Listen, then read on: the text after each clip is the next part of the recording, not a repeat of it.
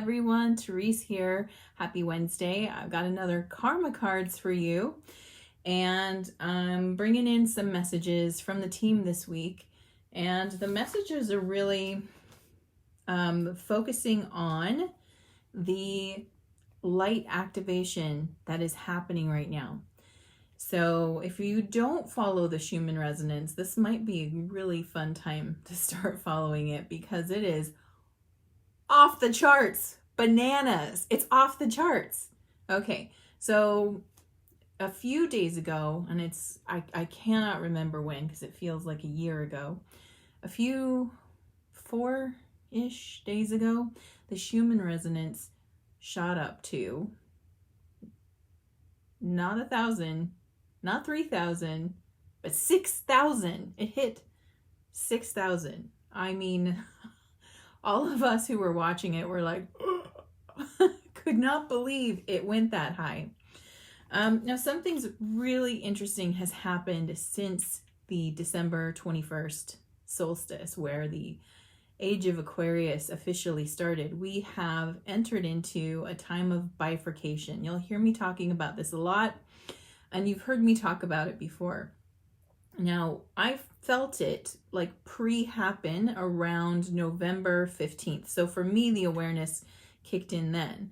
But a lot of people point to that solstice point, which is a very important date, as the official split of timelines, right? So we've got two timelines happening, and this is new for us. This is something that we're not used to seeing. We're not used to experiencing two realities playing out at the same time, and yet here we are. This is what it looks like as we're watching the natural timeline and the false timeline working together, mirroring each other.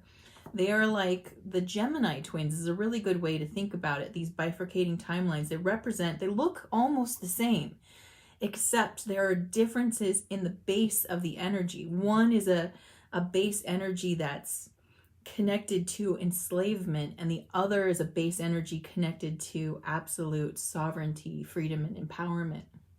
So during that December 21st solstice shift into the age of Aquarius, we see the actual bifurcation happening. And the reason I bring this up is because the Schuman Resonance now has two opposing readings. We've got machines that are, the same kind of, I believe that they're the same kind of machine. Maybe one is slightly different than the other, but they're not reading consecutively anymore the same data. Now we've got machines that are reading one timeline and machines reading another timeline. So when you go to look at the Schuman Resonance, you actually get two different readings. For example, today on the higher natural timeline, the Schuman Resonance is at 65 hertz. On the lower timeline, it's at 18 hertz. So that's a pretty big difference. So I bring that up because the message right now from the team is that your light body is being activated yet again. You have been getting light body activations for a while now, but we're in another round of higher activation. So what is the light body? Let's talk about that. I think I've talked about this before, but let's revisit it. So your crystalline energy light body, where we are going as humans, as we evolve, we are becoming more and more our frequency self, and our particle matter self is changing. It's changing its base material. So on the lower or older timeline, in the old paradigm, the base material was a carbon base. And where we're moving to is a crystalline plasma base. Crystalline plasma base. So this creates this light body. Now, beings that are of a higher vibration, they have these plasma light bodies. Some don't even materialize physically at all, higher density beings. But in sacred texts, they often talked about this rainbow light body, or this light body, which is really, it's like our astral body that can project enough energy that you could physically see it. But it's not really matter anymore and it's not completely non-physical. It's this in-between place. So as we continue to ascend in energy, this is what we're moving towards naturally. Now, how long does this evolution take? I don't know. It could take thousands of years. But we are constantly getting fed a stream of upgrades in energy. And the energy that's coming in is creating changes on a molecular and DNA level. I talk to people all the time who what is plasma like? So plasma, the closest thing that we have to this plasma energy are our fat cells. They are very similar to what plasma can do. So it's this sort of hydroelectric type of, I don't even know how to explain it, but there's a crystalline component to it as well, because we actually have crystals floating in our body already. We have crystals in our pineal gland. We have got crystals floating in our blood. We have crystal energy in us already. We just start to amplify this energy. So when we are currently receiving these upgrades, when we hit 6,000, we got hit with a pretty big wave. And the fact that most people didn't, end up passing out from that intensity of energy tells me that we are assimilating quite well these ascension energy upgrades, where we feel them. We feel exhausted. We feel headachy. We feel maybe a little like run down sometimes, but not sick. It's not the same thing. It's kind of like going through a detox. As you're releasing lower energies and receiving higher ones, you're sort of detoxing. And so you have a similar reaction to when you detox your body. It's sort of like, as it gives off the lower vibrations, you kind of feel like, oh, you know what I mean? So we're doing well. We really are. If we can handle that amount of influx of energy and not feel totally wiped out, then we're actually assimilating these energies quite well. So the message from the team is that there is light body activation happening right now. With the light body activation, people feel it at different times. So what we're receiving here are these particles of photon light, right? An increase of photon light coming in to our atmosphere. It comes in from the sun, right? It's exhaled from the sun. It comes in to our atmosphere and it gets directed to the poles of the planet. It sort of moves in that magnetized way. And it's absorbed by the planet, and we feel the effects of it as the planet sort of releases it out. So it comes in, and then it gets processed and released. And people can feel this at different points. Some people feel it more when it's in the atmosphere. I tend to feel it more in the atmosphere. When it's incoming, that's when I start to react to it. Other people feel it more as it's processed by the earth and then given up from the earth through us, right? So our bioelectromagnetic field is connected to the earth's field. And when the earth releases it through her field, people will feel it coming in to their own field. And I'm not quite sure why, what group is getting more of what. I have a feeling that those who are really good at anchoring and grounding to the earth tend to feel it after the earth exhales. And those of us who tend to go out into space pretty far, who connect a lot with their astral body maybe, or do a lot of work during sleep, which is one of the things I do, then it's like I kind of feel it as it's incoming. So what I've noticed is that you want to pay attention to the days around when you feel it and see how people are feeling around you. If people say that they're feeling tired or worn out, and you're not feeling anything yet, they might be in that first group, and you're going to notice it in a day or so. Because we're in a time of like extreme activation, dreams get more vivid. You might feel anxious and not know why. You might, again, have physical symptoms. You might have a hard time falling asleep. Some people really have a hard time staying asleep. I know friends who will wake up in the middle of the night at a very specific time. They just seem to wake up. Others of us it feels like you get put to sleep. That's what kind of happens to me yesterday. I was like doing okay, middle of the day, just I had to lay down. And the team wants me to share the message that not to fight this, because these activations, right, they're happening so deep inside your body. I mean, if you want to just connect to this idea for a moment, that you're going from carbon to plasma, and it's little tiny shifts, but it's happening at every level, every cell in your body. So if you feel worn out and you don't know why, that could very well be the cause. And it's important not to push yourself. Just like if you were doing a physical detox, that's not the best time to do a high intensity workout program, right? You don't want to push yourself during that time. You want to be gentle.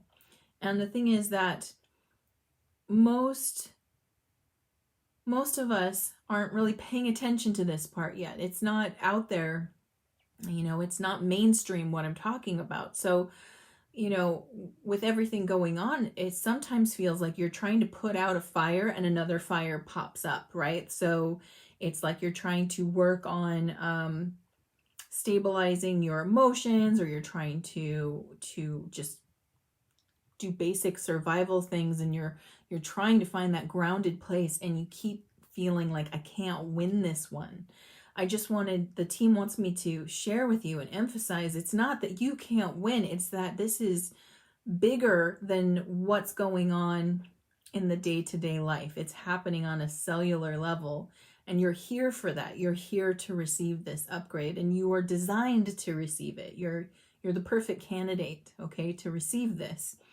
But what we have to understand is that if we don't recognize that we're in some kind of like shift, a great shift, and not just an external world shift, an internal world shift, if we don't get in touch with this great shift, we could be pushing ourselves, creating more pain, longer term exhaustion, frustration, and you could be misunderstanding what's happening and sort of thinking like areas of your life are falling apart, when really everything is just starting to open on a cosmic level for you. Okay, we're moving to these higher frequency states with a completely different type of energy.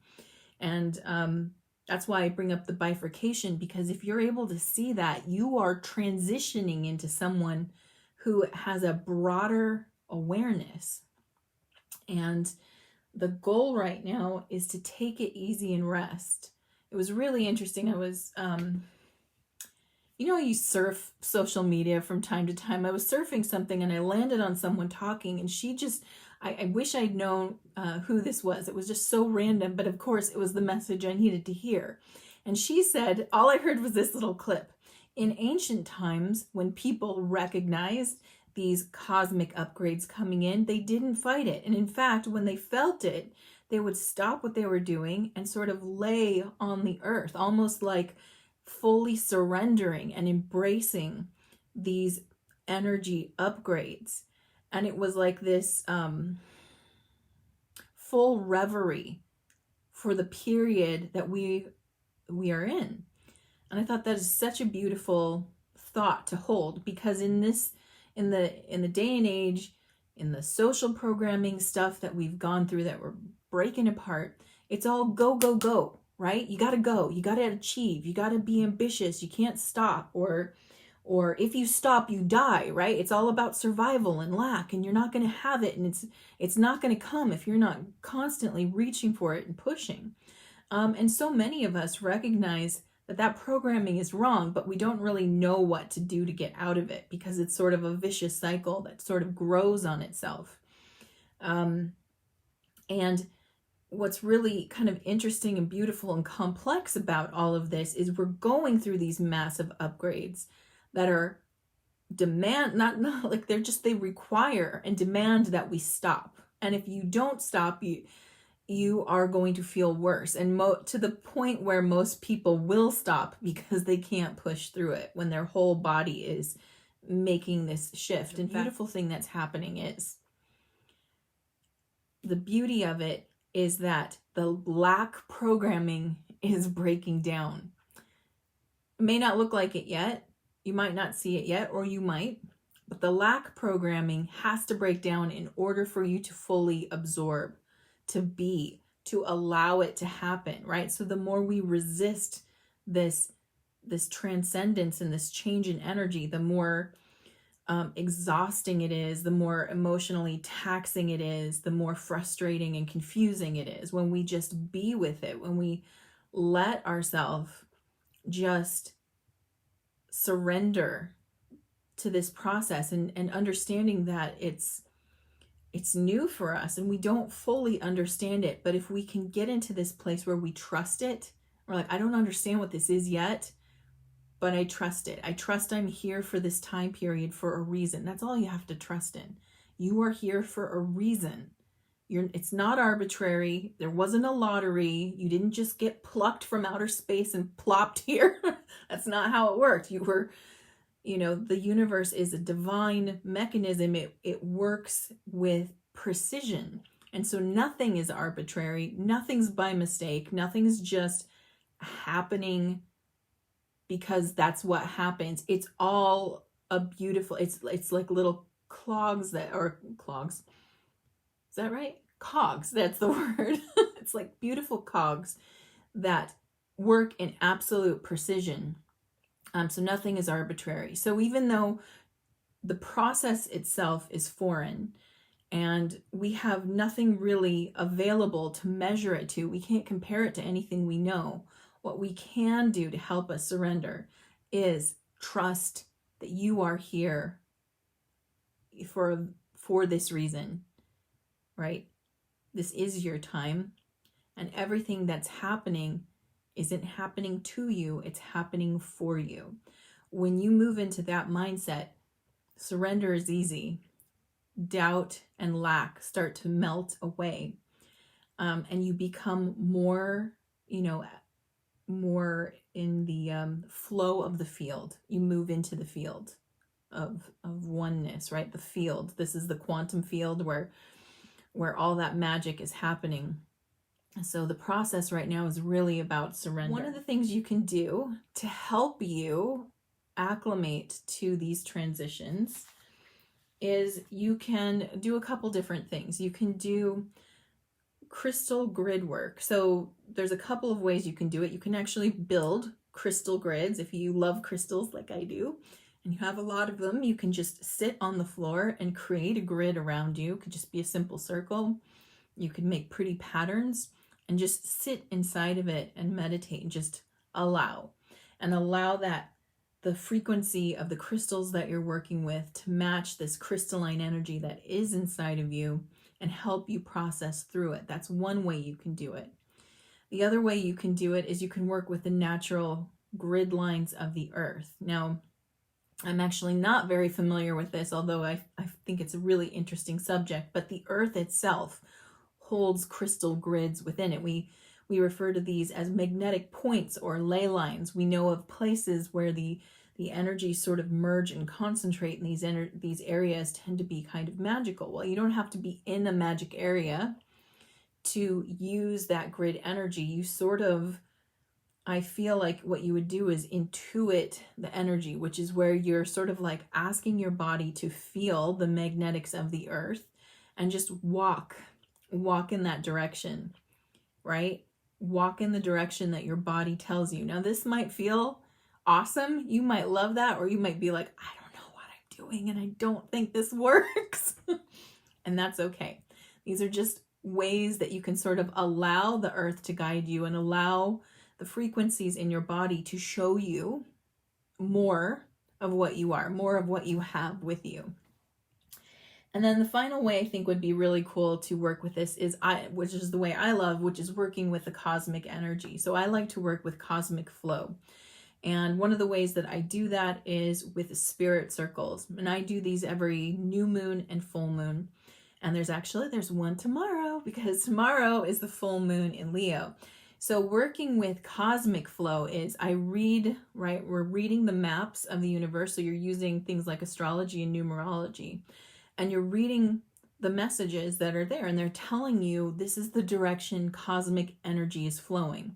And wherever cosmic energy flows, we're all going to flow because we're all connected to it. However, because we have free will, we don't necessarily flow the way we're told or the way we're like guided to flow. Sometimes we try to resist it. We don't want to go that way. We want to go this way, right? So I like to get in tune with the cosmic flow. I like to find out the messages from the universe. What do you want us to focus on? And where's the path of ease and grace? Because the path of ease and grace is to go into the flow. So I'm doing that tomorrow with a bunch of people at the Spirit Circle. You can't join me, but you want to use that method, just take a moment, find one of your favorite astrology sites, read the messages that are coming in, and just allow yourself to focus in those areas, right? And allow yourself to just like be led by the messages that you get. So I want to do karma cards, but before I do that, I'm going to let you know that in the week of this karma card window, we get our first Mercury retrograde of 2021, and that starts on, I believe it's this Saturday, the 30th. Yes, I believe it's retrograding in the sign of Aquarius, which is where the sun is right now, which represents the new age. So again, we are going to be working with that. Our thinking right now is very Aquarian. We're aware of this, forward-thinking, visionary, humanitarian. This is the way we want to go. And when we hit a retrograde point, of course, the energy internalizes, and specifically, this is the energy of communication. So with retrograde, it affects everything that's communication. I sense that this is going to have quite a dampening effect on technology. So we're in that retrograde until, I believe it's February 20th. So if you're having tech issues now, just know you should back things up. Like, back them up right now. If your tech's already acting weird, start backing up your data so that you don't have to worry about it over the next month. For those of you who've never done karma cards before, let me show you how they work. I have 3 decks here: planets, signs of the zodiac, and houses of astrology. And I've already asked my team, what message do you have for us right now? And it's broken down into 2 sets of answers. So I have action answers in red and outcome answers in blue. And to play, all you have to do is tune into yourself and decide, what is it you need right now? Do you need action-related answers, outcome-related answers, or do you feel like you need both? Let me tell you the timing of this reading. This reading is for January 27th through February 3rd. So Mercury will go retrograde inside this reading. And the flavor of this reading is Mercury. I knew it was coming. I was like, oh, you're going to pick Mercury, aren't you? And they were like, yep. So Mercury in the sign of Taurus, which is a sign that's highly activated right now because Uranus is in Taurus, and that is the ruler of Aquarius. Uranus is the ruler of Aquarius, which is the ruler of the golden age that we're in the first house of self. So we're still dealing with this is very much about our perception of us. So for those who are choosing red or action, your spiritual action at this time is communicate your beliefs immediately. That's pretty point blank right there. Communicate your beliefs immediately. So maybe I would say that the urgency on this might have to do with the fact that we're about to go into Mercury retrograde. And the thing that happens inside of Mercury retrograde is that it's easier to be misunderstood, right? We're not as effective at communicating inside a retrograde as we are outside. So, and that's because our thoughts are really internalized. We're not really paying attention to everything we say, and we're not really listening to everything we hear. So the antidote, of course, to a Mercury retrograde is to be more attentive to what you say and hear, right? And to really strive for clarity, right?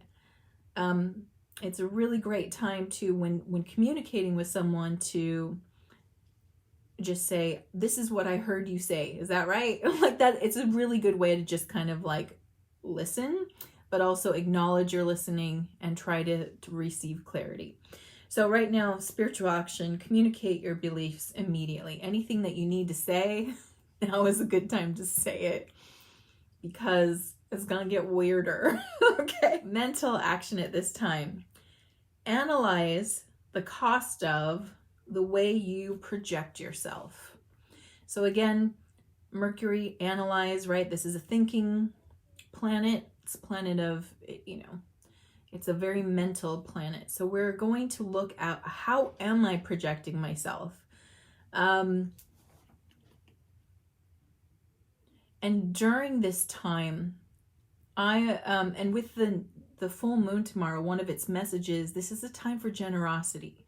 It's actually the time to be what you want to see.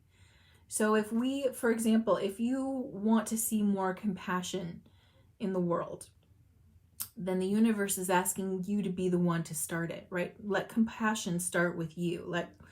Let peace start with you. So this is a period that's going to bring up looking at that. If you're frustrated with something you're seeing, ask yourself, are you projecting the energy you want, or are you waiting on something to happen so that energy shows up? So it's very much take this power back and be what you want to see, be the change you want to see, be the energy you want to see. So we're going to be in a reflective period during this Mercury retrograde about, how do I show up? And what do I want to show up as? Even more important. All right, the physical action at this time, let your mind tell you how to use the most direct way and do it on your own. I feel like this kind of matches the last statement, right? Let your mind tell you how to use the most direct way, which is you, and do it on your own, which is you, right? So be the energy you want to see. I know that when there is pain, when there's anger, when there's confusion, when there's lower vibrations around, most people want to shut down, right? We won't come out of our shell until we feel like the outside world reflects what we need it to, right? And if you're listening to this message, you are strong. This message is to the strong. I mean, the strong resonate to this message as well. They understand that, yeah, sometimes I got to grow a pair and just be the mature one in the room. And that's all it takes, right? All it takes is a spark to ignite the light. So this message is to let you know that you are the one who is capable of creating the spark, which creates the light. Those who are choosing blue or outcome, your spiritual outcome at this time is the awareness of resources to maintain who you are. So you know how we're looking, you know how in the action version, I'm like, we sometimes hold back because we're looking for the energy we want to see, which I would call a resource. I need that strength to give me strength, or I need that peace to be present so I can have peace, right? So this says awareness of the resources to maintain who you are. Here's the beauty. You get what you give. The minute you are the peace, you have peace, right? The minute you spark the light, you now have the light. Those are your resources right there. They live inside of you. It's so good, right? It's so simple. It's so simple. And yet it can feel so complicated. We can sort of use our mind to trick ourselves into thinking those things are far away. They're not. They live inside of us. So taking those actions gives you the awareness that the resources to be the light, to spark joy, to create the change live inside of you. It is who you are. Mental outcome at this time. Many thoughts about or from the practicality of your desires. Okay, so again, Mercury retrograde is a review of the mind.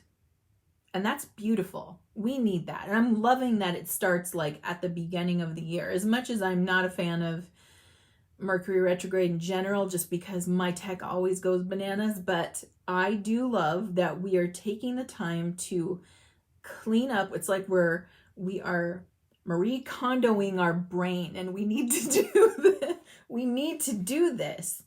So many thoughts from or about the practicality of your desires. Not everything that you used to desire is a match. It's not. some of it is very much a match and some of it is superficial, and you're going to see that now. And you're going to see it so clearly because we're in a new type of energy. We're in a new type of energy. So things that were about survival, for example. Now, I'm not saying that we don't need our survival needs met, but most of us got capped at survival. We were never really allowed to thrive. And that was by a nefarious design. This cap, this ceiling is coming off. And it needs to come off of all of humanity. And that's one of the values I think that people are going to reassess. We used to be very concerned with our own survival, but now we are moving into a humanitarian age where our own survival is sort of dampened if someone else's is threatened, right? If another country, if another civilization is being suppressed, if they're being capped, we can't really thrive until we're all set free. This is a time of world unity, and we're in it, and it blows my mind. It's so beautiful. It's very complex, and it's sometimes confusing to watch. But it really is this point now where we are going to readdress some of our values and go, hey, I can, it's just not as good if it's only me. I want it to be we. Physical outcome at this time, many words resulting from the productivity of your actions. So again, this message is for those listening who resonate with this. You are the spark, okay? And only the sparks are going to hear this, meaning that anyone who isn't interested in sparking something is just, they're not going to really resonate to this. They're not going to notice it. But those who are listening, you're the spark. Okay, so again, many words resulting from the productivity of your actions. When you spark that desire that you want, whether it's peace, thriving, joy, unity, whatever it is, when you are the spark of that, that's going to open other people up, right? We all take turns being the spark, by the way. And it's just, this is your turn right now. So yeah, I want to pre-thank you, right? So I know maybe you're doing it now, maybe you're going to do it, maybe the opportunity will show itself soon, but I want to pre-thank you for being the spark of whatever it is that you're desiring to see. I thank you so much for recognizing the resources inside of you to create it now, right? Peace happens when you decide, because you're the spark, or unity, or thriving, or honest communication, what have you, whatever it is, you're that beautiful spark. And it creates a domino effect, right? You light one, you're the match that lights another match, that lights another match, and so on and so forth. Thank you for being here with me. I love you all, and I will see you next week. Bye. Thank you for watching. Subscribe now and hit the notification bell so that you know the next time I release a new video. Until then, stay magical.